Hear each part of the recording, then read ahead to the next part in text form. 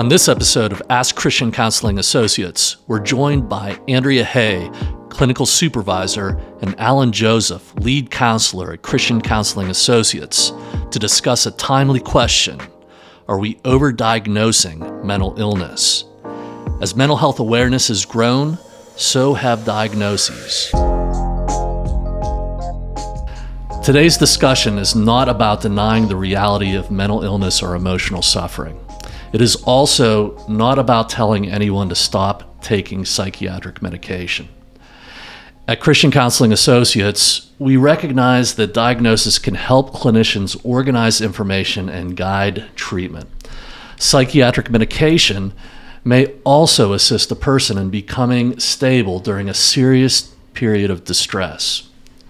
Our approach to medication is that we want to use the least amount of medication for the least amount of time possible in helping the client make progress.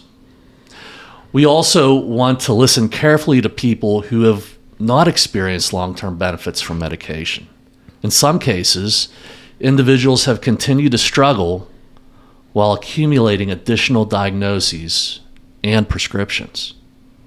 Over time, a person may begin to understand themselves primarily as a lifelong mental health patient. This identity can sometimes overshadow their strengths and limit their hope for recovery. It also may prevent them from recognizing the personal resources and supportive relationships that can help them move forward. Our purpose today is not to replace one rigid position with another. It is to ask whether our diagnostic system always reflects the available science and whether it adequately respects the whole person. As research continues to develop, how should counselors and physicians think about diagnosis? How can pastors and families support people without reducing them to a label? So I'd like to welcome Andrea and Alan to the podcast. It's your first time on the podcast, but of course, we've worked together for a long time now. So I just want to, give you folks some time to just let the listeners know a little bit more about you. Sure. Thanks, Dr. Hoffman. So I am an assistant supervisor here at Christian Counseling Associates. I'm a licensed marriage and family therapist, and I'm a mom of 2 girls. Very good. And, just a little bit more about your background that might be, that gives you experience in the realm of giving diagnoses. Sure. Yeah, so I kind of grew up as a counselor in family-based mental health services. So that primarily works with families and kiddos with serious diagnoses and working with the whole family. Counseling was not something that I thought I would ever get into. My first major in college was actually music. And I kind of, fell into counseling and fell in love with it and fell in love with working with kiddos and families and help to strengthen their relationship and the families. Okay. So what did you do, like, musically? Tell me about that. I didn't know that. Yeah. So I started playing music in elementary school and found that I had a real talent for music. And that's what I spent the majority of my youth doing. Even learned to play bagpipes, played bagpipes in Scotland. Yeah. Music was... You went to Scotland and played bagpipes? Yeah. Okay. Where'd you go in Scotland? Edinburgh. Okay. Yeah. And so never thought counseling was on the radar at all. Went to college for music. My dream job would be to play in like a Lawrence Welk band. So yeah, counseling is very, very far. You're challenging some of the listeners. Yeah. Lawrence Welk is now a long time ago. But yeah. I remembered Lawrence Welk. Yeah. Sure. Yeah, so I spent... And a 2. Yeah, I spent, my childhood watching Lawrence Welk with my grandparents, imagining myself in the woodwind section, switching the instruments and playing the parts. Okay. Yeah. So you were like band instruments, like wind? Yeah, and strings. And strings. Everything pretty much but brass. Okay. Do you know how to play the piano? It's not my best, but yes, I can. So you play like a whole bunch of stuff. Yeah. Wow. Yeah. Okay. Yeah. Now, do you still play to this day? So to this day, I can pretty much pick up the flute, the saxophone, play a little bit on the piano. I can pick up the violin and play. Everything else kind of has faded away, but I'm being reminded as my girls are taking lessons today That's about very, how to play things. That's very interesting. You know, one of the things that I regret in life is, I started playing the violin in 3rd grade. Yeah. And I went to about 7th grade where I really gave in to peer pressure. It was not cool enough. It's definitely not cool for boys to play the violin. In 7th grade. Yeah. And it was the dumbest thing that I did was, stop allowing that to train into me. And so I know how to like read some music and but all the rest of it's lost. And so that's really great. And okay, so and just like a lot of people on our staff and a lot of counselors, this wasn't the original plan. No, it was not the original plan. No. Okay. So what? And you may have mentioned, I wasn't listening, but like what switches you, from being a music major and doing all of that to becoming a counselor? So I started to take some education courses. And I started taking, the special education courses and just kind of the information about working with kiddos and their families. I kind of just got into that tunnel, kind of just fell down that rabbit hole. And before I knew it, I was in grad school and... It's attractive. It's super interesting. Yeah, it is very, very interesting. Absolutely. Yeah. All right. Very good. Alan, how about you? Well, it's been a long and winding road, Rich. I am so thankful for CCA and for being able that God kind of directed me here. I've always been interested in human behavior. Always. As a kid, I can remember I grew up in a very dysfunctional home with a lot of abusive things going on. But I always wondered why. Like, why do people do the things they do? It was always a natural curiosity for me. And later in life, when I finally finished high school, my intention was to get involved in law enforcement. Particularly, I wanted to go to the FBI. I was not able to do that, and I was living with a brother-in-law and sister in Ohio, and he was a police officer at the time. And so I kind of was interested in doing that. But at the same time, I was beginning to develop my spiritual walk. I had come to know the Lord through an older brother who was the first believer in our family. There's 11 in my family. And he, in turn, led us to the Lord individually along the way.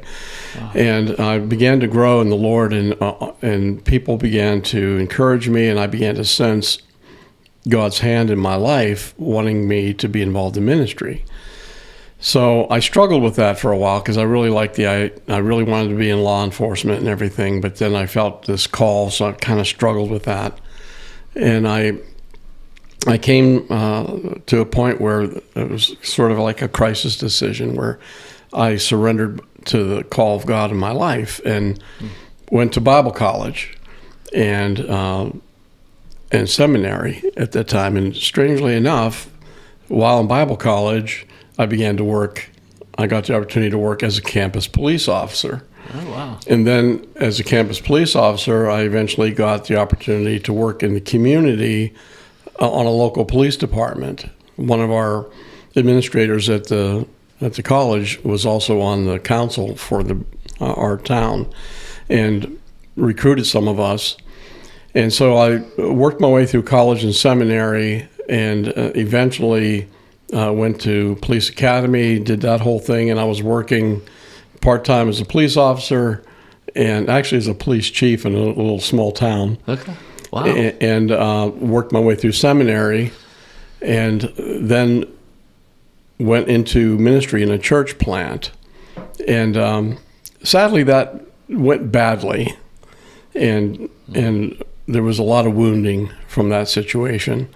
So I went back into law enforcement again for a period of time, but I still always had this interest and desire for counseling. So I enrolled in a local university in a master's program in counseling and worked my way through that program while I was working full-time as a police officer. And so with that, when I got my degree, and I worked a few more years as a police officer, and then I went to work in corrections as a counselor. Yeah. Kind of blending all of that. And while doing that, I had the opportunity to move back to this area with corrections in Somerset. And so you have this unique blend of theological, legal, and clinical. Yeah, and God has used every bit of that, which is really cool. Yeah. So when I came down to this area, I began attending a church and met with the pastor, and we were talking, and he said, look, why don't you consider becoming ordained and be involved in ministry while you're working with corrections? So did that, and eventually wound up being a bivocational pastor while I was working in corrections. And in corrections, I progressed from a counselor to a unit manager, and then to a program manager overseeing various treatment programs. And I did that for quite a period of time. Then I eventually got to the point where I resigned from ministry to focus my last few years in corrections, did that, and retired from corrections in 2018, figuring I wanted to do something, but I really didn't want to do counseling. Then this guy named Rich Hoffman, who that was all ruined through me. Came out of the blue. And apparently you'd seen my resume on Indeed because I'd put it out there for some other things. Yeah. And I had seen CCA, but at that time you were only taking licensed counselors. Then I figured I'm not going through all that. So, and Rich contacted me, and the Lord directed. And it just, when I heard about CCA and talked with him, I knew that this was kind of what my vision was for counseling when I was going through counseling training. And yes, and so the Lord just directed me here. And there's plenty of reasons that people wouldn't want to do this. I worked in community mental health for 7 years, and you've been in community mental health. There is some really confining things about how the industry wants to handle helping people, and people of faith are challenged by that. And so, one of the obvious things is that faith and issues that are deeper are not lifted up many, many times. And there's these agendas and forces that you have no control over, that you have to submit to, basically. Yep. And here, we work on the foundation of faith with a mission primarily to glorify God by helping people. And to strive to understand God's design in that. Something that I believe is, really attractive to people of faith, and that people have a sense of call in. So yeah, we connected, and one of the things I would just remember is because you worked with the state and corrections, there's a lot of requirements that they have that are just different than the requirements that you have when you go into private mental health organization.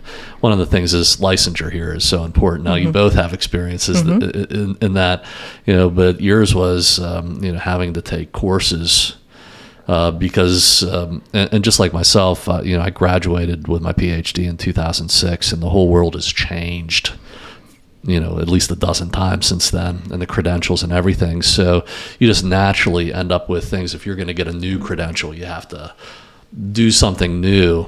And so, at least you had to take, 2 courses to get to this level. And you were faithful in that. Actually, it was more than 2. It was 2. It was 4 maybe. I think it was 4 or 5, yeah. Yeah, and I've had people... Because my degree was so old that the number of credits plus the types of credits you needed didn't match what I needed for license. And one thing I would say about our counselors here that I hope that people really value is, Alan, Andrea, and everybody, here can, do academic work standing on their head. And but it's a thing to, continue to climb that hill once you've already done it. A lot of people just say, And back then, that's what you had to do is get all these credits. Now it's probably easier than ever for somebody to come out of corrections because you have the provisional license, and then you can do the training while you're in the process. It's gotten a little easier, but you really did a tough thing there as part of getting on board here and helping people. And I remember the first day that we met, you were like, "That's what I'll do." And you did it, and that was 8 years ago. So it's really gone well. And Andrea, you've been here, for at least like 6 years or about 3. About 3. Okay. About 3. Yeah. Man, it's hard for me to gauge the time, but in 3 years, you've really, you're the leader of the Laurel Highlands Du Bois group, and you assist me in all of Central PA. Right. Yeah. So we cover a lot of ground. Mm-hmm. We do. Yeah, and your backgrounds, I think just wanted to invite you to talk about this because, with children, there's nothing more that, freaks out or causes great anxiety, I should say, a parent. Absolutely. When they're faced with a label. Mm-hmm. What does this mean?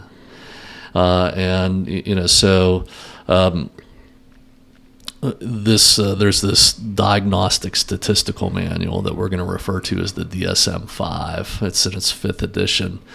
It's a classification system. Mm-hmm. And, I've had parents come to me and say, my child has oppositional defiance disorder. Or my child is oppositional. Yeah, my child is or defiant. Has. What affects me is it's like they've gotten some kind of disease. Right. And it's very scary.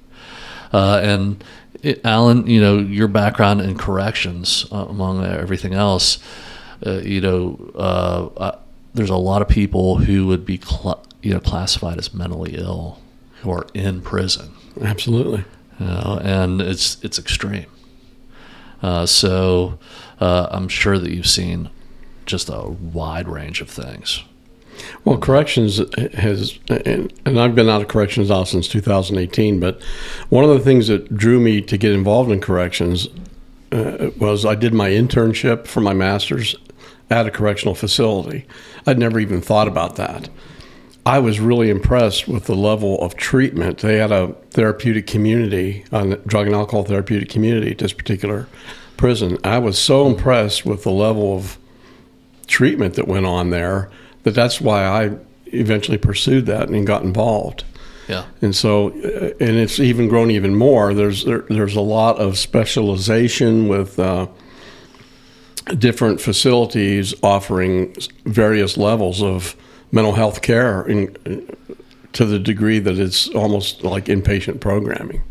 Yeah. Yeah. And that, a lot of people don't know that I guess tail end of the 80s, the asylum system, ended, and all of what would be most, I should say, of the mentally ill then are being treated in prisons.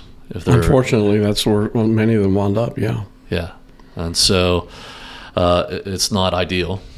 Yeah, but I'm sure that the prison had to respond to serious challenges with people coming in. I used to do evaluations down here at SCI Greensburg. I don't think it's open anymore. No. But I would have people come in and they were just, very upset, off the scale and some kind of struggle. And, it's just, there was obviously something that they needed some kind of help, and so I'm sure that the people there, said, we got to do something about this. And, but again, without going more into the background, you definitely come with some unique perspective. And, so I'd ask you, what comes to mind when you hear the phrase mental health diagnosis? Should people think of this as an explanation, a description, a disease, or maybe like a starting point? What do you think? So, in my mind, starts to roll the checklists that I had to study, have to know, have to go through. The way that I like to explain it is that they're all just categories. As humans, we love to organize things. We like to put them in categories. We like to find the similarities between characteristics or between objects or between things. And so it is a man-made list creation of criteria for kiddos and families. It is a jumping off point, something to help describe, something to organize their experience, something to be able to bill under, to be able to come to services. That's how I kind of envision it. That might be a lot different than what people think, but that's how that helps you. Mm-hmm. Alan, what do you think? How does this help the person who's being diagnosed? Well, it's like a two-edged sword. In one sense, one edge of that is when people say, you tell somebody this is the diagnosis. That's scary because it's like I have a disease. I'm broke. Something is seriously wrong with me when you hear the term diagnosis. Mm-hmm. So you've got that reaction. People can become very frightened of that or intimidated by it.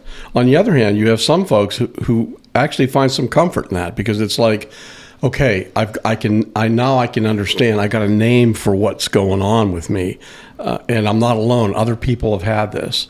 So for me, diagnosis is a map. It's a useful map of a client's symptoms and functioning. It helps me recognize the patterns, assess risk, consider alternative explanations, and also it's just a foundationally necessary thing in our field when you're dealing with insurance and doctors and professional community.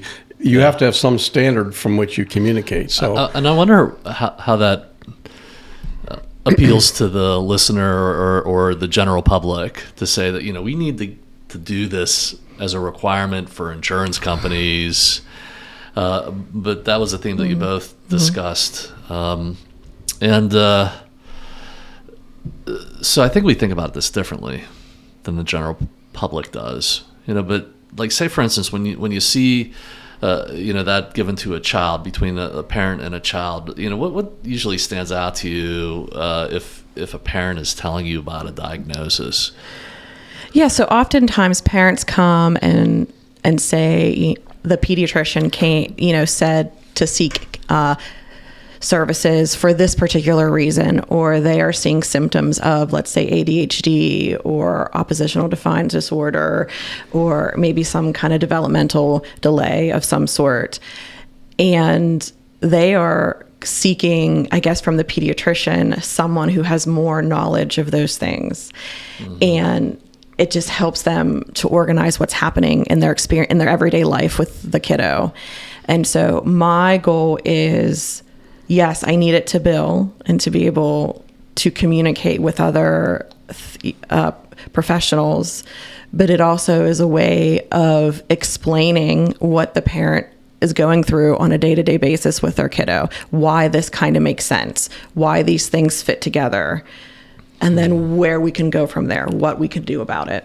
What's the most prevalent, just with the clients that you see that are kids, what's the most prevalent classification that comes through to CCA? I would say they're most concerned about ADHD. Anxiety is huge. And as we're getting more toward, preteens, teens, depression. Wow. Yeah. Okay. Interesting. Yeah, and I just think as we're talking that, and I bring this up here on the podcast a lot, that every time I go to the doctor, they ask me if I'm sad. Sure. And I know to say, no, I'm not sad. I'm okay. Because if I did, they would be in there quicker than anything with a script to say, you don't have to feel sad. Mm-hmm. And this isn't happening anymore, but raising 3 kids who are now adults, I very vividly remember there was just things that I saw going on as a professional that when I went to the doctors, I was like, no, we're not doing this. And people were like, what? Why? And I had the fortitude as somebody who's brought up in the profession to talk back to professionals about their ideas, where it shocked them because most people would just go along with it. Well, one of the things that really shocked me, I don't know how many times this happened, but it must have been, I would estimate probably like in the tail end of the 90s, where they had this chart that they would bring out and say, you have the right not to feel any pain. And, our kids were so young that they say, point to a smiley face down to a sad face on this scale, because we need to know how much pain we need to take away. And I would be like, what are you talking about? Whether they were like, and I mean, I remember one time that we used to have these stocking stuffers, or not stocking stuffers, but stocking holders. They were trains. And of course, the stocking would hang off of it. And Abigail pulled that down, and it was like a big rock sized. It must have been like 5 pounds. Like, fell on her head, gashed it, and we immediately had to go to the hospital to be like, because she got stitches and everything. But the absurdity of telling them that they, you have the right not to feel any pain, when. And it was very tempting to be like, yes, take this away from her, but you just pulled down a rock-sized ornament on your head. And there was this big push to, the first thing we need to do is to medicate that at all costs. And I just thought, I don't want people to suffer, but at the same time, we're going to experience pain. Like what you're saying is not true. That's not one of my rights. You're not being truthful to this very, impressionable person. So I'd always make those corrections. So anyway, how does that? Things have changed over time. They don't say that anymore. They're not allowed to. I think they said that was a bad idea. But we were going with that for 3 years at least, 3 or 5 years. It's like, what happened to sadness being a normal feeling that you can experience? What happened to some nervousness being normal? And that speaks to why some people have a very jaded view of the idea and the term diagnosis, because we can over-medicalize, if we can use that term, what's the normal human condition. We have sadness in our life. We have disappointment. We have pain. We have, things that upset us. Yeah. It's not something to necessarily be avoided or made to go away. But how do you learn to deal with that? How do you learn to adjust to that? How do you maintain your own self and live through that type of situation, whatever it may be? Yeah. And that's where, with diagnosis, and I know one of the things, I don't know if you want to get into this now or not, you'd ask me about, how do pastors view the idea of diagnosis?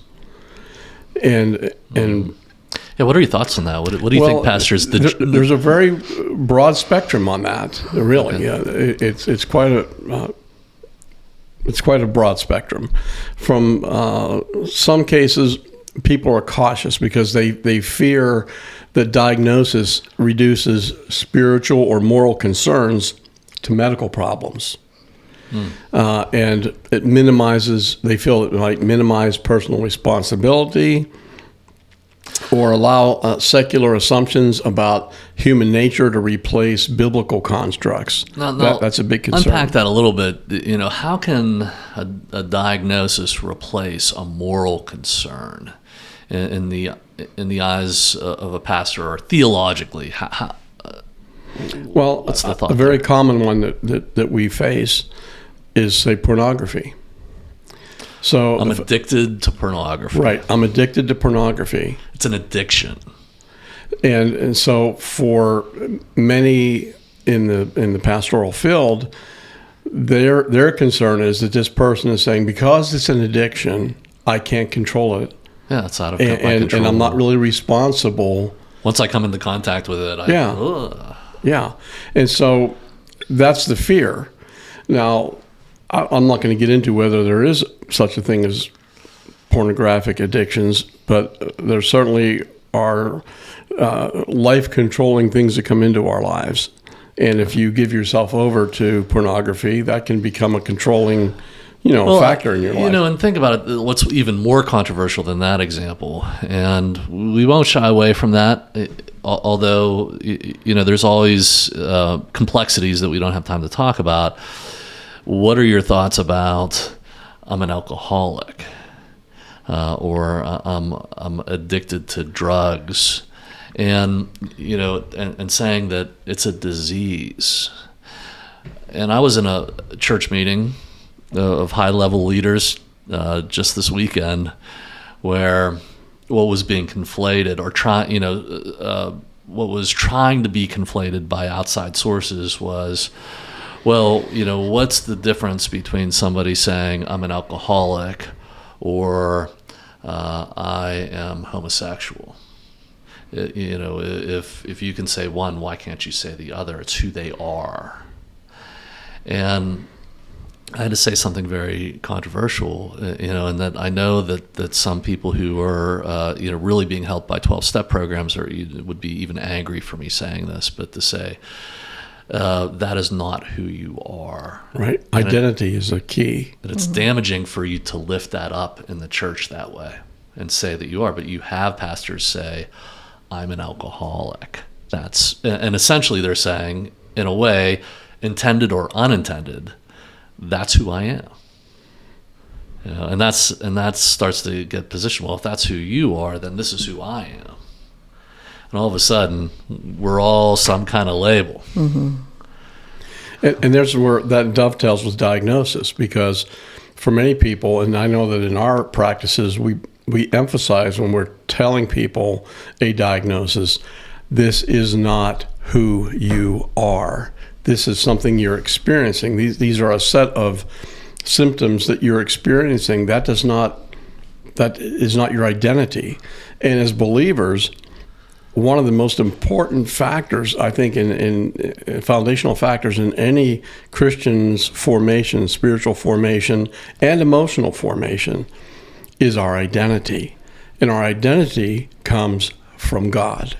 Yes. Not from our circumstances, not from our situations that we're facing or how other people view us, but who does God say we are? And so hold on to that, because I want to just sort of bring this in. So, where does all this come from? And a lot of times people who come to CCA, and all throughout the time that I've worked in mental health, they want to know how many years have you been doing this? Mm-hmm. And so the young counselors around here get mad at me, I'm sure, when I say I've been doing this for 30 years, mm-hmm. and they're like, you're always saying how long. Let me be very clear that we have people who've been doing this for 2 years who can go toe-to-toe with mm-hmm. me and everybody else around here. But there are some advantages to playing the long game here. And one of them is that, 30 years ago, the way we were handling this, it has a history. And it goes back more, 50 years before that. And to understand that history gives you perspective that when you grow up in the modern era and these labels are flying around with the suggestion that, this is your identity because it's your disease, it's the deepest you should look. Mm-hmm. People just accept it, So I think of this, and I'm gonna play this clip. Do you remember who this is? Check this out. You know when you feel the weight of sadness. You may feel exhausted, hopeless, and anxious. Whatever you do, you feel lonely and don't enjoy the things you once loved. Things just don't feel like they used to. These are some symptoms of depression. a serious medical condition affecting over 20 million Americans. While the cause is unknown, depression may be related to an imbalance of natural chemicals between nerve cells in the brain. So, this is where, I come in, in 1990, and this was that commercial was probably a couple years past this, but I remember this is the only one I could find. But I remember when Prozac came on the scene, like I was alive when antidepressants didn't exist. So, and I remember how society was, and you must think it was like a big disaster because all of these people with these medical conditions were going along untreated. Yeah, that's what that commercial was telling us, and that commercial played after school all the time, and it was fascinating. Like, look at that little bubble bouncing around. It needs something. Bubble's sad, and it's a medical condition. Now, at the time, because that was all new, there was a lot of suspicion. But what I've seen, since the early '90s is, and what people in this industry have seen, with the industrial marketing, is that you've been pounded by that message. And so, I remember that, Prozac was a breakthrough drug. And I don't remember this magazine. I remember it being on the cover of Time. Now, I don't even know if anybody reads Time anymore. However, that was like shocking. Like, what is this? And it was new. I couldn't find the cover, but that was going to solve all the problems. So it's just but that suggestion in that commercial, and we heard it, it's like, this is a medical disorder, and it may be due to a chemical imbalance. Now, what you can't find that I remember vividly is when it says it is due to a chemical imbalance, and then they had to change it. And it sort of went on and on from there. But it's generally been accepted that here is this label, it's medical, and it's due to a disease. Your chemicals are imbalanced. So that is significant. That's a significant change since the 90s. But as we were talking this morning before we started, time goes by. And that was 36 years ago. Yeah. So, can you imagine? And, but I remember all of those 36 years. And, if I was just to eye this up, which is not appropriate for a professional to say, but let me say it anyway, that depression has not gotten any better. In fact, it's probably gotten worse, statistically. Not by a whole bunch, but nothing, a sizable effect has really not occurred. Even though we've gotten these breakthrough drugs. Now, I'm not, we don't have, the time to go into like all of the medications that have gone forth from there, but I would start here to say that, okay, this DSM, and remember that's the Diagnostic Statistical Manual, that is a medical textbook put forth by the psychiatric community as medical diagnoses. And that is what all of mental health uses. So right off the bat, you have the medical doctors sector, the MDs, saying these are medical diagnoses. But what we would say with confidence as clinicians who study this for forever is the DSM, or that manual, can tell us what symptoms we have. They can classify that, and they can say what commonly travels together, but it cannot tell you a biological process that is causing that. It just never has been able to do that. But we're required to use that classification system. And In 2013, I just pulled up some studies here, and I can't belabor this because it really gets tedious. But in 2013, the former director of the National Institute of Mental Health, NIMH, Dr. Thomas Insel, he put out an official statement on their website that says the strength of each of the editions of the DSM has been reliable. The weakness is it lacks validity. So what does that mean?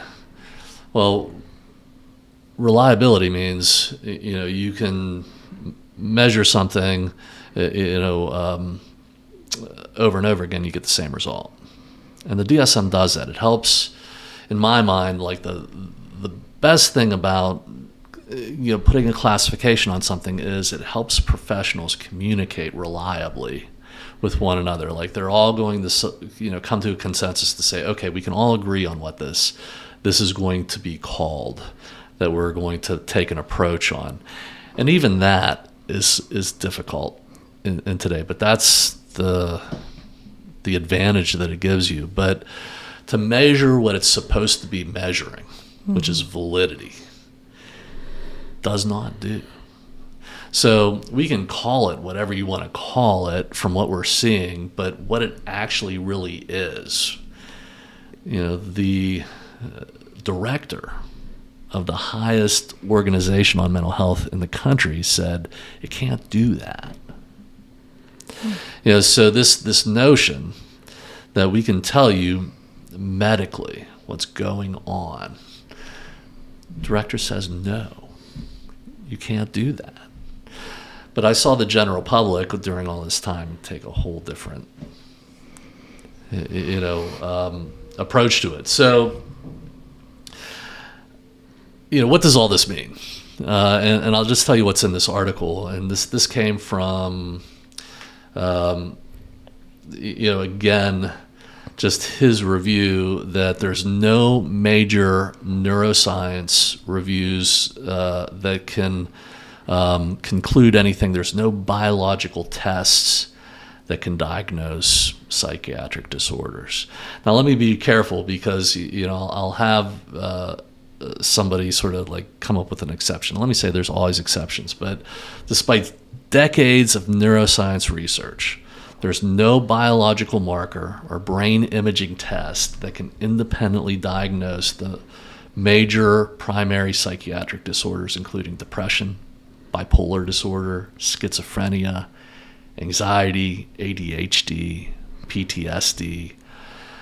These diagnoses continue to rely upon reported symptoms, clinical observations, and what we would measure as functional impairments, like how much stuff people can't do. So that to me should shock people. I don't know how people will take that. And I've had over the years people tell me I've been tested for depression. Or I've been diagnosed as or with. Yes. They gave me a test. And I had to tell them, just very humbly, there is no definitive test. That is just our conclusion that we all agree on, that this is what this is. So, that is, and here are the exclusions. Because again, we'll get calls and emails. I would love to get calls and emails on this, but neurocognitive disorders like Alzheimer's. Okay, there's overlap, in the manual, and you can do brain scans and see disease, for that. Sleep and wake disorders. You can, like narcolepsy, you can have a sleep study done. Substance-induced disorders. You can do a toxicology test to see how much of that is in your bloodstream. You can, also,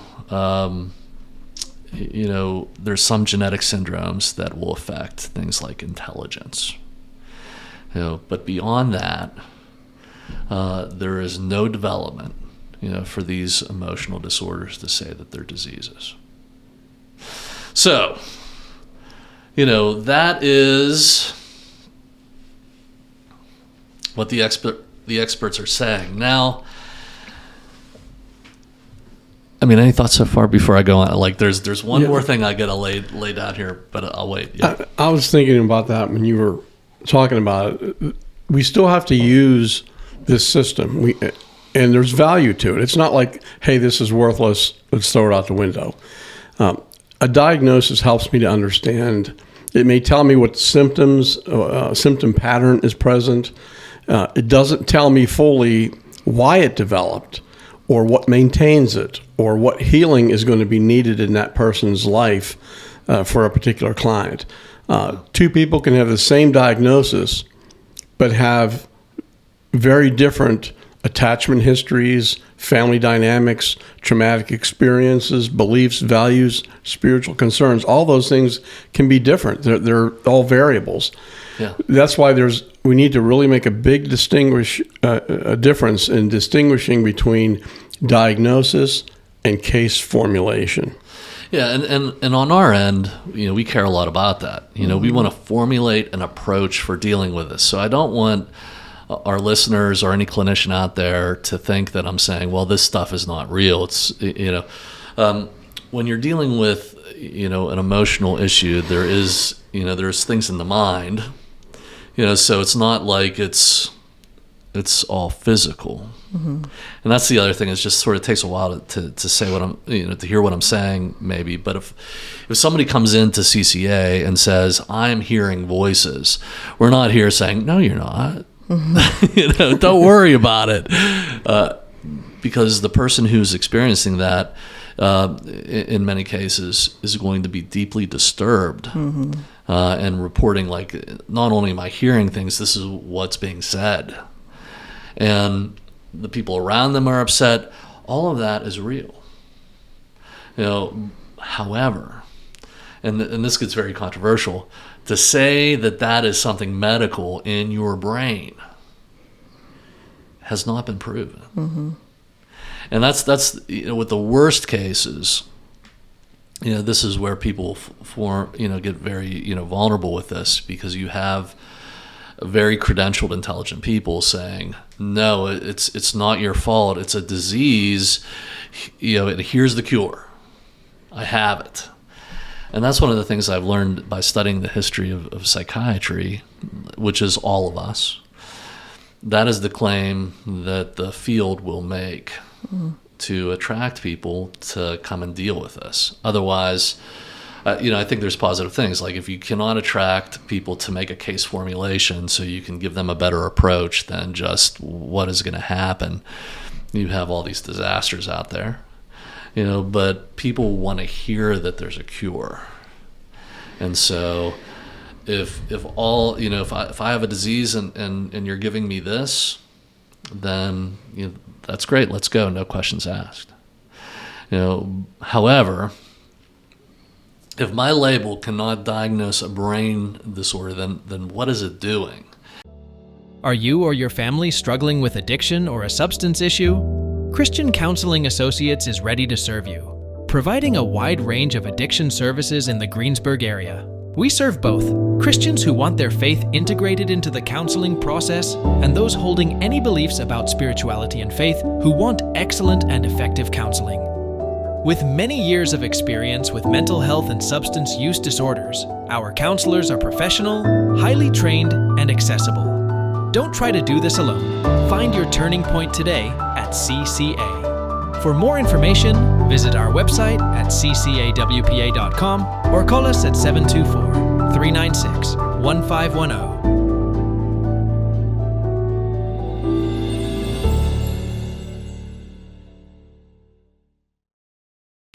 And this is what, I would just very quickly, because this is our model at CCA, and this is, sometimes people will be critical of us to say, oh, you're bringing Christianity into this, and this is not scientific. You don't believe in science.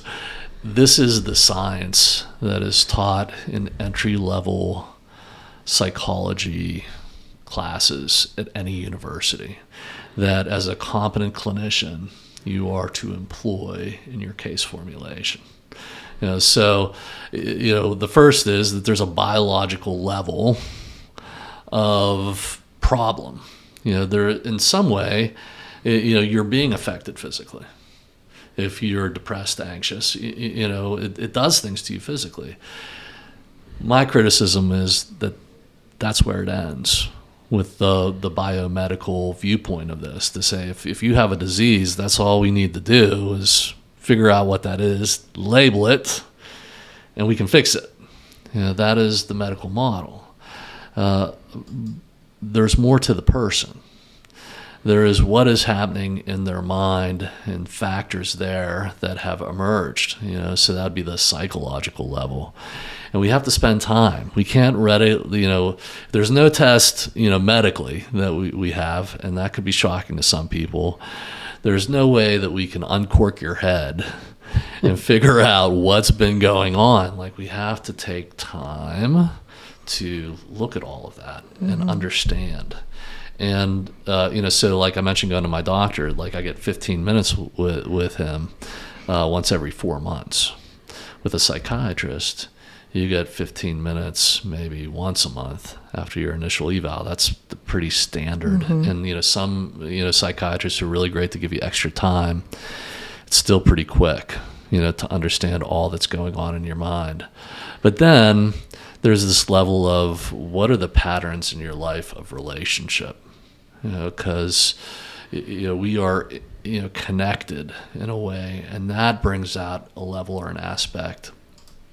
And then there are deeper things, of meaning and ultimate meaning, the spiritual realm of who people are. Now, at Christian Counseling Associates, we'll acknowledge that we're designed that way by God. And if that is made central in your life, those deeper things are transformative. By God's design, and God can do transformative things in you throughout your life, which means we're designed to not only physically grow, and the conventional knowledge would say we stop physically growing at some point. Now, there's some exceptions to that, but I would also just make the assertion here that God designs us to spiritually grow all the way to the end of our lives. It's not guaranteed. You get stuck. And when people can be set free from that, it affects all of those other areas. It can even become transformative for how the hardware, the biology works in you. It can be extreme. It doesn't guarantee that it does, and it doesn't, we don't have, I don't think anybody, complete control over that, although we would like to. That is, the way that clinicians are tasked, trained to look at people. Again, my criticism would be it gets reduced. And in that, your human condition, your value gets reduced down too. And I think that that's a complaint that people have gone through the biomedical treatment system have told us time and time again as they've tried to engage this to find help. So, yeah. Where do we go from here? That was a lot. That's the model, and that Andrea and Alan, that's not the first time you've heard this approach. No, that's the standard model that we use. However, I think we lose our way in understanding how complex a problem is, and that there are deeper things that we need to understand in a person. And again, all this takes time. This is that old joke of Bob Newhart show. It's sort of like the Lawrence Welk era, but the person goes in and Newhart says, "Get over it."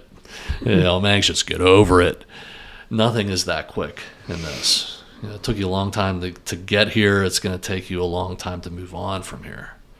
and it's going to be things that take us time to understand. It's not as easy as saying you have a disease. All right, so I'm laying out a lot here, but I got one more thing, and this was more recent. In 2023, there was an article that came out titled "The Serotonin Theory of Depression: A Systematic Umbrella Review of the Evidence." Now, what this says is that this one central claim was examined by all of the available research. Is depression associated with abnormally low serotonin levels or reduced serotonin activity? Because, SSRIs, how many people are on SSRIs? Or selective serotonin reuptake inhibitors is what that stands for. And it's all based on the theory that, there's that synapse that you saw in our, commercial. Mm-hmm. This was taught to us that in those synaptic clefts, those spaces, serotonin goes in there, but with somebody whose brain is medically disordered, the serotonin is getting depleted. So if we prevent that serotonin in those gaps from being absorbed back up into that neural network, then we will help the person. And that's what the SSRI, as far as we know, is designed to do. So Zoloft or, whatever, Prozac, SSRI. Is it true? Is what they investigated. So how many people are on those, though? I have. What do you think? What's the statistic? I would think it would be a pretty significant number. Mm-hmm. Yeah, and I have it somewhere here, but it's the best recent federal estimate is that 11.4% of U.S. adults took prescriptions for depression in 2023. That represents 29 million adults. 15.3% among women, 7.4% among men, roughly 1 in 9 American adults are attempting to treat low serotonin levels. So what do you think the study came up with?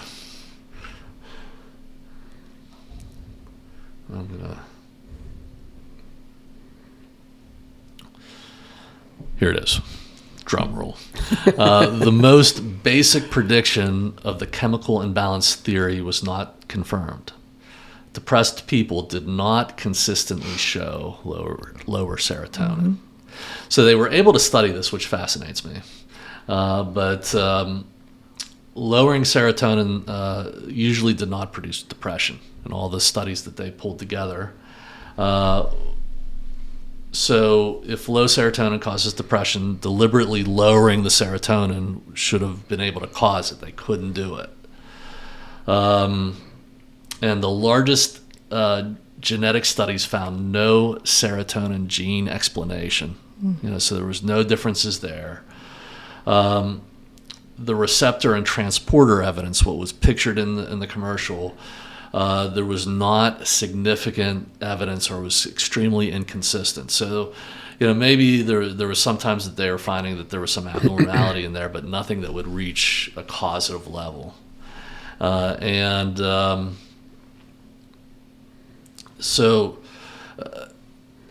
Also the medication research that they went back on, that the studies that were used to gain approval for the medication in the first place were found to have serious methodological problems.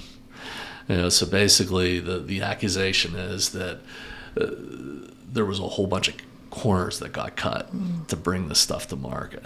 Mm-hmm. So looking back, starting with the 1990s, as far as we know, there's no link between serotonin and depression that can be found. Mm-hmm. It's just a theory. Like Freud had a theory that you wanted to have sex with your mom. Now, Most educated people would reject that nowadays. But how many people will go on believing that I have a chemical imbalance? Mm-hmm. And that's the problem that we run into. So, what are your thoughts? Have you ever heard of this study? It's a meta study, if I'm not mistaken. I've read some of that. Throwing into this whole mix is the economic aspect of this. With the adoption of the medical model and married to big pharma, everyone wants to point the finger at the bad man, big pharma.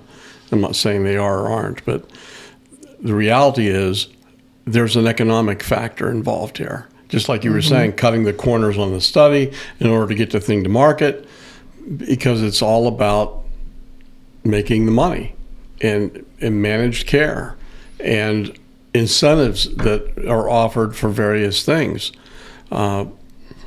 It's unfortunate, but that's a reality. And you can just study that alone. I mean, that's a reality. Yeah. There's economic forces. And there's been a lot of talk about that. It's a reality. It affects. So again, I remind the public at this point that we're not against medication, completely. So there are some Christian organizations that will just say no meds. And they've had pretty good results, which we watched that.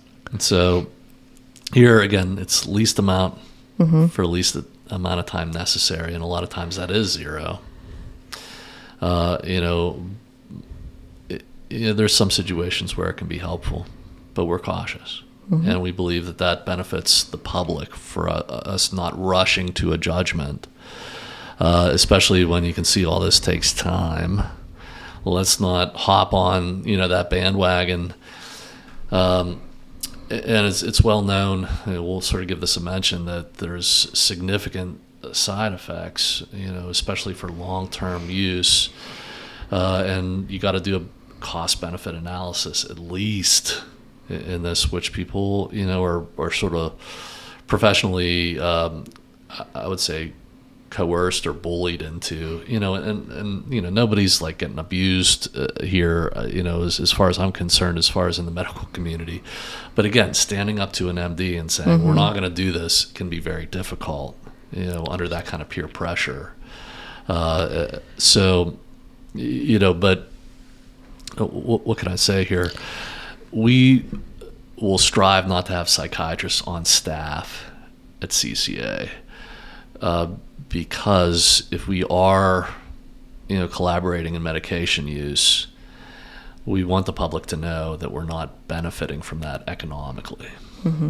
And there are large economic forces, like you're saying. So we've done that intentionally.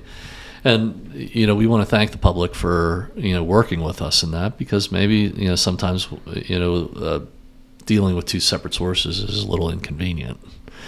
It benefits you to have that, because it gives us clear judgment on cost-benefit analysis. So, other thoughts before I move on, because this is, okay, there's no validity, or I should say, that hasn't been developed in the diagnostic manual, and there's, with chemical imbalance, that has not been shown to be true. What does this mean to us clinically? I mean, what's the biggest takeaway? Does this matter, or how does it matter? Because I hope people are impressed with this. These are the two studies I'd want you to go away with. Or not, I'm sorry, there's one study in 2023, and then there was the director of NIMH, Incel. Well, as it relates to diagnosis, and it all relates to that, clients who come in looking for help don't care if we have a meta study on something or not. They're in pain. They're suffering. They're experiencing discomfort, whatever it may be in their life.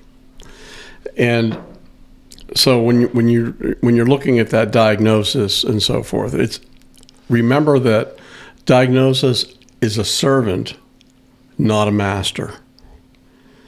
It's a tool. That's a nice metaphor. So keeping that in mind, yes, there's benefit for it, but really when it comes down to that case formulation, as we begin to work with the client and discover what all's going on and what some of the roots of that are, what are the causative, not just make the pain stop, but let's find the causation.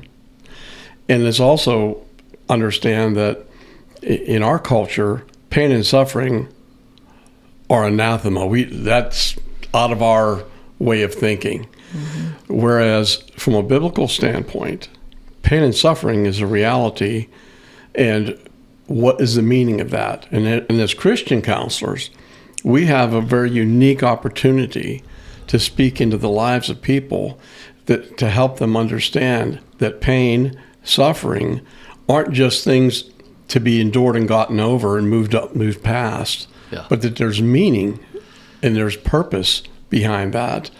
And when there's pain in people's lives, many times I've read something recently where they said that when you're discovering those areas of pain or of sin in your life, that's not God condemning you and saying, you deserve punishment for this and here it is. But that's God's invitation for where can I want to heal that area in your life. Yeah. I love you. I want to heal that area in your life.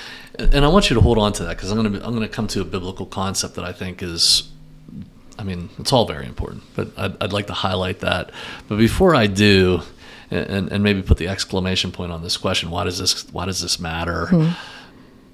From your perspective, mom is coming saying, mm-hmm. I've been told by the doc my child has ADHD, mm-hmm. My child is anxious, and here comes the 8 to 12-year-old.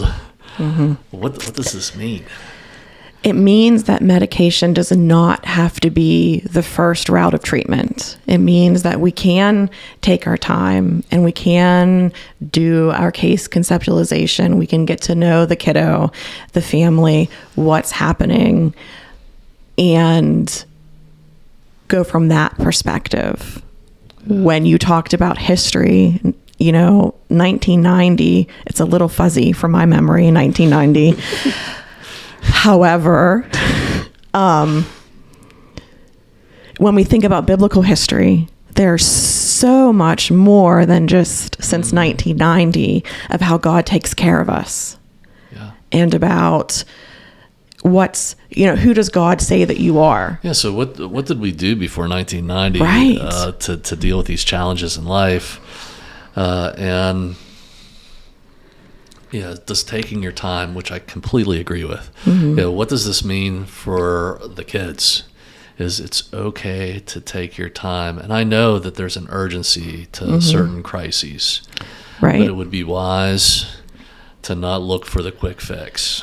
And what does that crisis have to do with development, family structure, things going on in different environments the kiddo's involved with? Yeah. And I would say too, like to your point, and I would say that our counselors here, we approach things, mm-hmm. In that kind of unified stance is let's make a wise decision mm-hmm. here, not just let's fix the problem right now. And believe me, if we had the corner on that, of course, we wouldn't want you to suffer through something. What even is the problem sometimes? But we freely admit it's a very humble thing to say. We mm-hmm. cannot take away the human condition, right. Which is part of that is that there will be challenges. Mm-hmm. And we have to face those. And we also acknowledge that nobody else has that ability to either. It's not something that we have or don't have that somebody else is going to offer you. It just does not exist. And so, I think that's where it matters. Like this mm-hmm. whole thing that here's this study that is very credible, had like 100,000 subjects that they studied over, Wow. to come up with this answer. It was an important question. Is there a chemical imbalance? And now they're definitely not allowed to say it, but that will continue to be taught and assumed. But here's what it means. You don't have a defective brain. You won't always need medication. That's a big one. A lot of people coming through here, the plan with their doc is, I'm going to take this until I die. Also, here's what it means. This is not true, that there's very little you can do to influence your recovery, that you have to rely on a doctor. And what you're saying, because like, what did we do before 1990? I would say it's a reality that we relied a lot more on God. That this has the perception and the power, and looking for this and listening, that instead of going to a spiritual place to experience ministry, I go to a doc for a certain fix. I believe that it's certain. And I hope that what we are able to do as responsible professionals is to demonstrate to you that it is not certain at all. And that we have seen that here as people have tried to take that route first. Find out like, whoa, like this is much more complicated than what I was led to believe.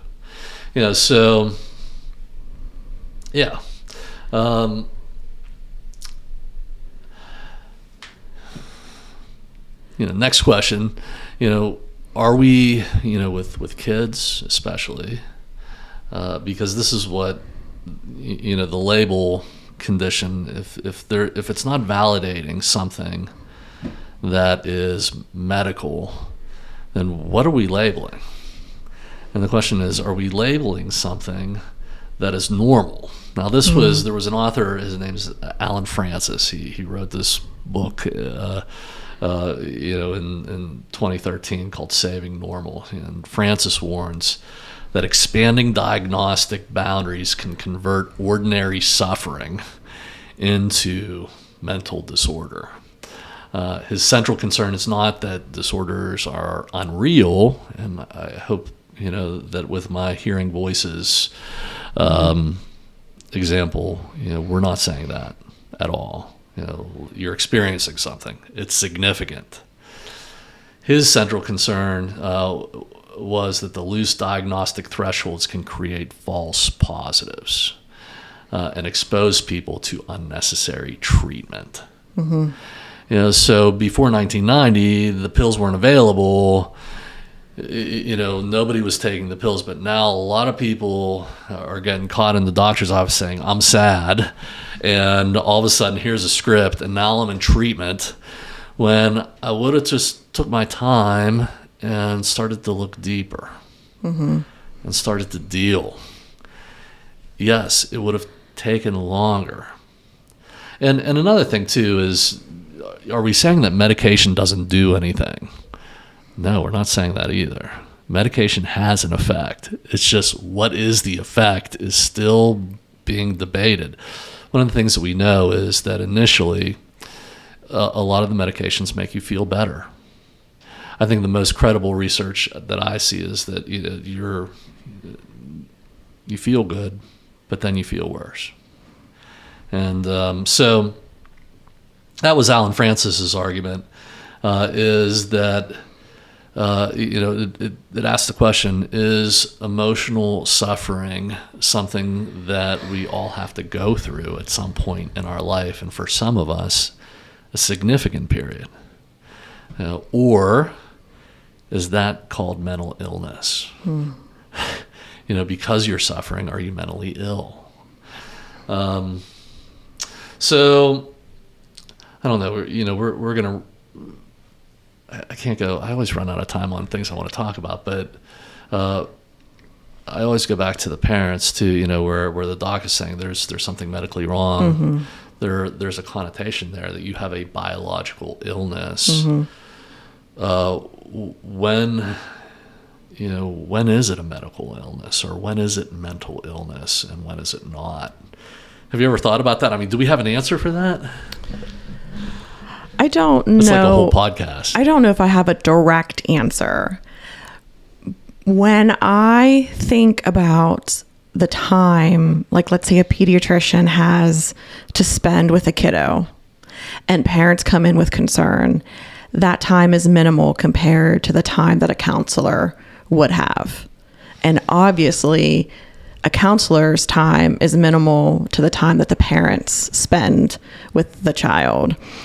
Just thinking about a personal situation with my daughter, she didn't pass her newborn hearing screening whenever she was born. It's very scary. They did it like 6 times, and she came home with not passing a hearing screening, and just strange things were going on. Like she would only nurse in one position. And I brought that up in the hospital. I said, this is strange. She's only nursing in one position.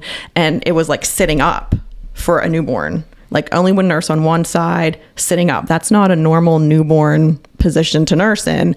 Yeah. And just very, you could tell that she was unhappy is the way that I would put it. And the lactation consultant said, no, she's latching. I hear her swallowing. She's doing fine. Just, you two have to get used to one another and get used to nursing. It'll be fine. It was never fine. That continued the whole way through our nursing journey. And not passing her hearing screening, they were like, well, we can't really tell. Just kind of see how things go. And so having my background, like I could tell that she could hear. And then as time, as you would go through the developmental milestones, things were just not occurring regularly with hearing. Like you had to be in front of her for her to realize you were talking to her, all these kinds of things. And then speech didn't come along. It's just completely nonverbal. Mm-hmm. And again, with my background, I started teaching some sign language. And so I knew that she was comprehending things because she would use the sign language. So going to the pediatrician, their answer in 15 minutes was, you need to do an autism screening. Mm. And like, that's a big thing. Yeah. And so I kind of sat there for a minute. Does my child have autism? Yeah, I kind of sat there for a minute and I said, what criteria are you seeing? And they looked at me really weird. Mm-hmm. And they're like, well, she's not speaking. And I just stop you right there for a second. A normal person would not have asked that question. Right. No, they were like, you're a mental health expert, and that's an understandable question, but nobody would ask. Yeah, another mom would have been like, oh, okay, like get me a referral, like panicking. And I kind of just sat there for a second and I said, what criteria are you seeing? And they had 2 criteria they based this on, which, as we know, that's not really a solid diagnosis or something solid to go on. They said, well, she's not speaking yet. She really should be speaking. And it just seems to have some sensory difficulties going on. And I said, okay, can I get a referral to do like a hearing test first? Yeah. We really think, you need to go and do the autism screening. Wow. So I was like, okay. So I thought, I'm going to go get a second opinion. I'm going to go to Children's Hospital. Same response. Now you're going up against Children's Hospital. Yeah, we're gonna get you an appointment with our behavioral health. We really think that we're gonna get you a referral to early intervention. We're gonna get you a referral for an autism screening. I said, can we do a hearing too? Children's actually agreed to that, which was very helpful. And it was just like this, I just saw this snowball going, mm-hmm. that if I didn't understand what was happening, if I didn't advocate for myself, my family, and my child, it could have went a whole different direction. Yeah, yeah. And so a special category here, and when you're dealing with children, it's intense. Yes. And when something happens that, is not expected, and you're like, what the heck is going on? And who knows? Well, we go to the doctor. They're going to know. I remember this still very popular book, What to Expect When You're Expecting, was like, thank God there is this book, because I'd be freaking out like every second of my life with, what is that? And we had a very supportive environment around us, starting out. But I think that's just a special category. Because, when you get developmental delays, and here comes the label autism. Right. That label changes everything. And, what's going on? Do we know? Well, they were ready, and people have received that label. Just for what you're describing. Right. And so, I know your daughters, they're great. Yeah. So that wasn't happening. It took years and years and years until we finally saw a specialized OT, and it had nothing specifically to do with autism that explained absolutely everything. Yep. But those are two different, very, very different roads. Yeah. And that are formative. Yeah. And when you're talking about when diagnoses are important and when they're not, those were two different roads of services that are equally needed for a kiddo who would go down either path. Yeah. And so finding the right services for my daughter, or finding the right services for a kiddo who has autism, is extremely important. Oh. And so when we're talking about when is a diagnosis necessary, sometimes within the system, the system that we play in, I have a famous saying that this is the sandbox. I just kind of play in it. When we're in that sandbox, a kiddo with autism, they need that diagnosis to access the services they need, to get the funding for the services they need, all of those things, especially entering school. It is important. Well, and I, this is another podcast, of course, what do we do with children? But early in my career in community mental health, I worked with autistic children, severely autistic children. And we worked with kids who, went into through all that we were doing, and, by the grace of God, by the end of that, they were normal functioning, which means they were normal. They recovered. And so, it was very hard for me, again, bringing up a family, there was all kinds of things that you went to the doctor and they're saying, oh, this isn't normal. And I'm like, what do you mean? You don't know that. What, your chart? And I'm not, encouraging people. It's just like, I knew that there was more to it and I could make, better decisions. But if I was to go along with that doctor, horrible things were happening. And it's just very scary because you don't really know what the heck's going on. But, that's all of, things that we could help out with, and I'm sure that you help a lot of parents, but when you're trying to decide, what is the approach? Is this illness or is this a challenge? And here are my guidelines. I'm going to run through this real quick. I don't know if this is helpful, but, first is, when you're trying to decide, like, is this person ill? Is the response understandable within the person's circumstance? Like, so say, for instance, with kids who are developing, there's just a lot of stuff going on and nothing is uniform. Sure. It's just all over the place and you don't know what's going to happen, which we don't like. I would rather go to the growth chart and everything is in the 99th percentile and everything is perfect. Not every kid is going to be that way. It doesn't mean that they don't end up in adulthood. I look at premature born children and they're so small. How could that ever work out? Right. But by the time they're 6 nature. to 8 years old, it all evens out and you line them up and you can never tell. Yeah. And so, is the response changing over time? So sometimes we're going through something.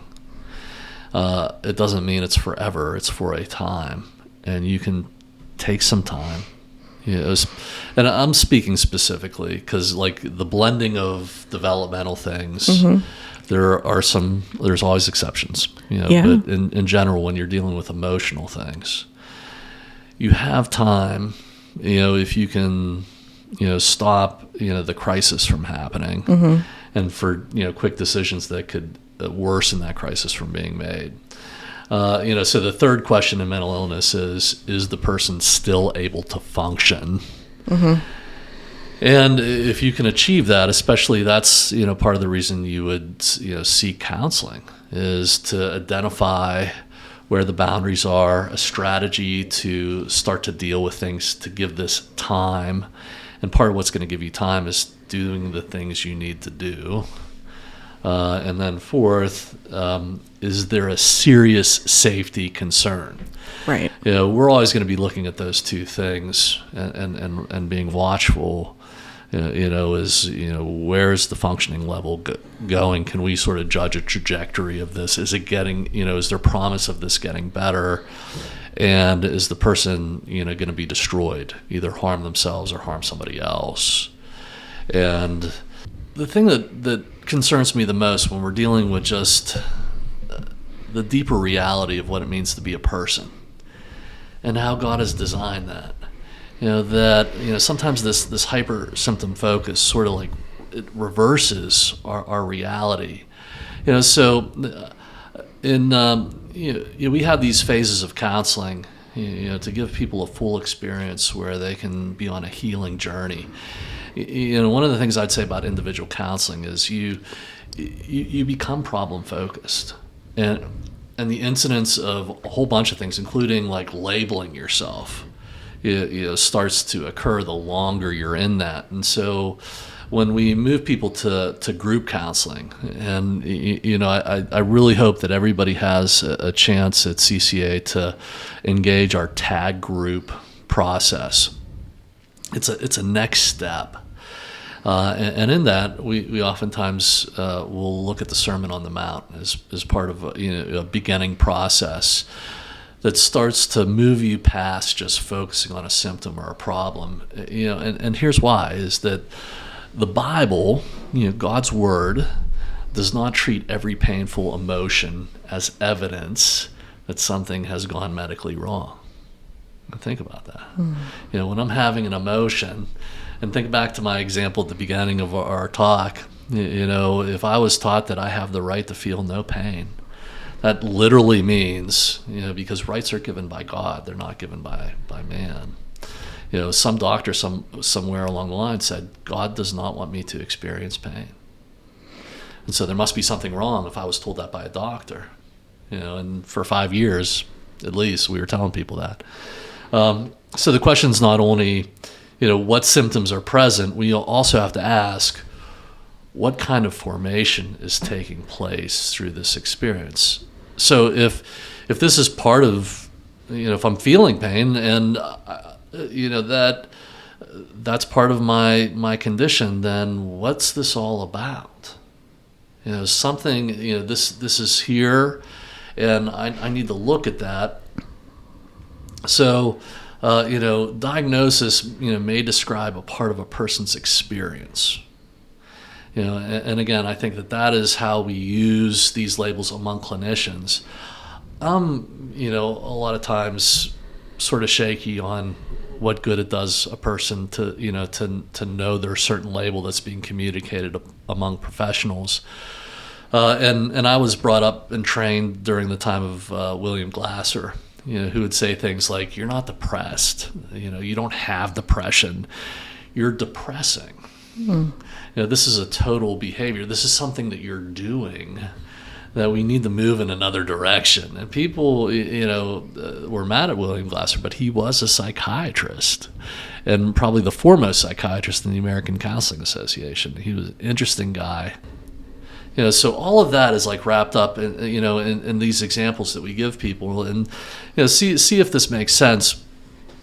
Here's the Sermon on the Mount, and I would lift this up as, and I always like to tell people, and as you think theologically about this, Matthew chapter 5, the beginning of Sermon on the Mount, is imagine that you're going to church and you're going to hear the best sermon you think you're ever going to hear.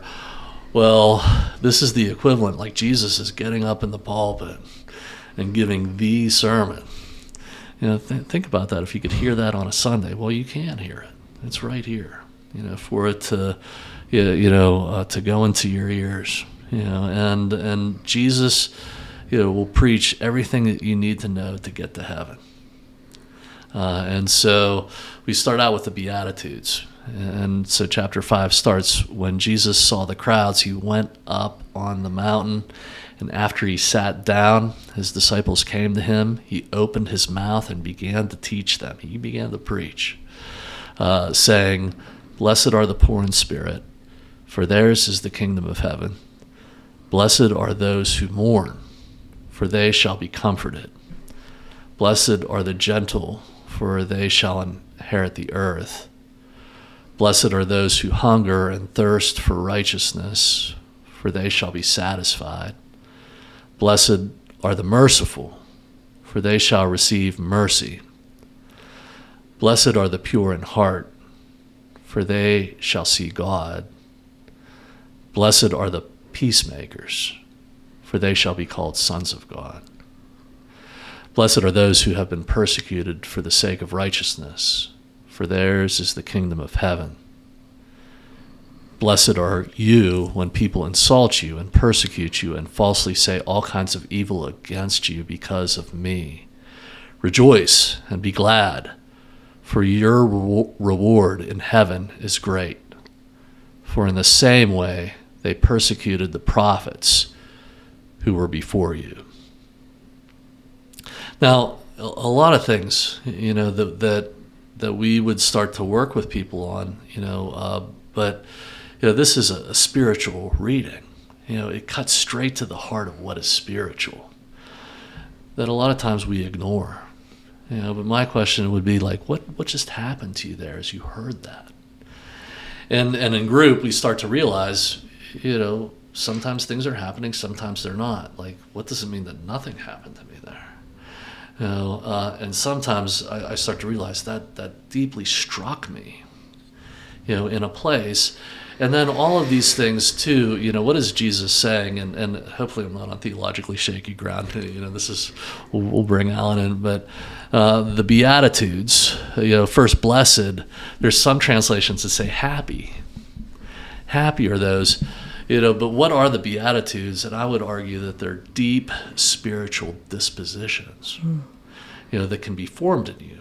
And as Jesus speaks, his words have the power to form something deep inside you that you need to get, and let's look at the importance of this.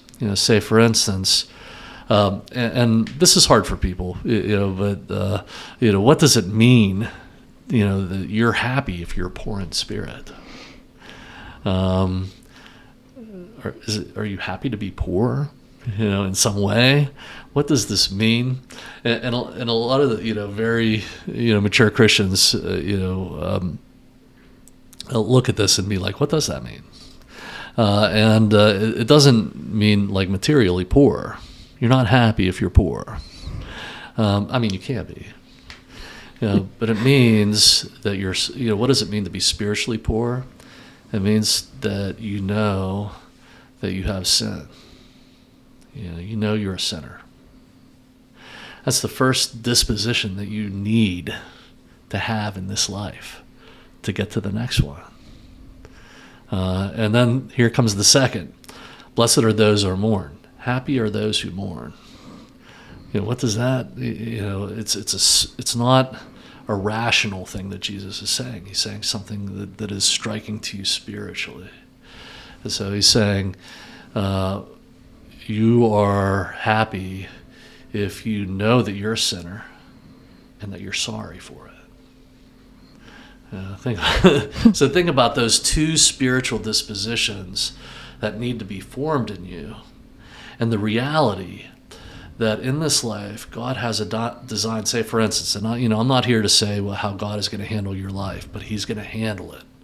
And part of that is, if that hasn't been formed in you yet, you have some spiritual learning to do, and you're going to be off track.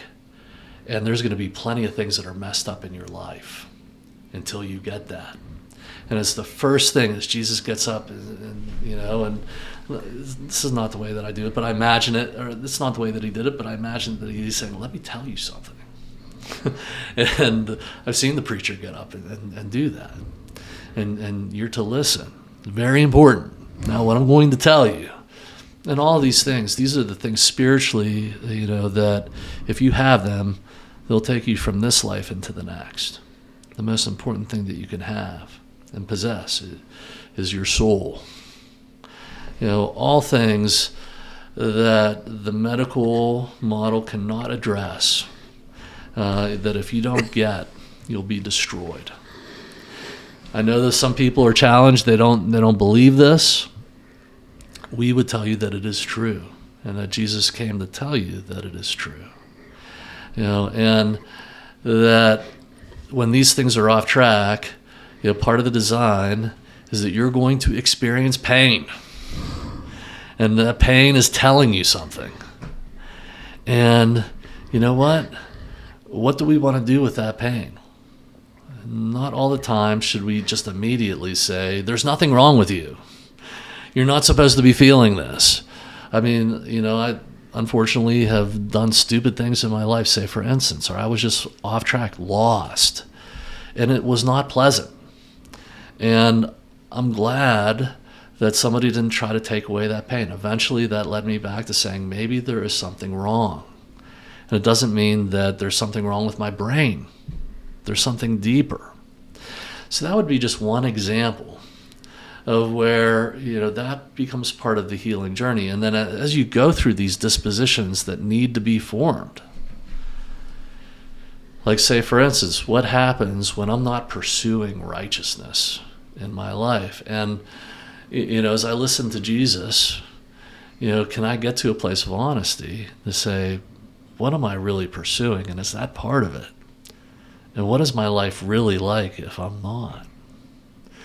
And I can't say, back to the counselor, to Jesus, I'm okay, because I feel okay about it. There will be things, and what we acknowledge in that biopsychosocial spiritual is that it's all connected.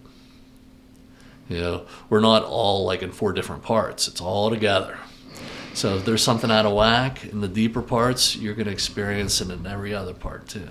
That's what the model says. And, so that would be an example of how a lot of this stuff, this thinking, which I hope I gave us permission to say is just theoretical, to say there's something wrong with your brain, or this label identifies what's really going on with you. All of that is theoretical, as far as we know. And I'm open to the evidence, bring it my way. It's my job to study that and yours. Mm-hmm. But hopefully your clinician is telling you that. That's going to bring us to the end today, but all of this stuff that we go through, this is what hopefully CCA contributes, is rather than asking what's wrong with you, ask what is shaping you. What are you believing? What are you pursuing? What relationships are influencing you? What kind of person are you becoming? Those questions in this grand scheme of things are more important than what is the symptom right now and what label does it get you. I like the way that you said, Alan, that that's for the clinicians, so that we can get ourselves on the same page. It's helpful that way, and it organizes us. And that unified approach is going to be helpful to everybody that comes here. So we have to use it. Mm-hmm. Some people are listening today and just upset about the DSM. I'd say, we're not throwing it out. We want to use it in the best way possible. And, you've heard from our expert panel that it's not to tell you who you are. And so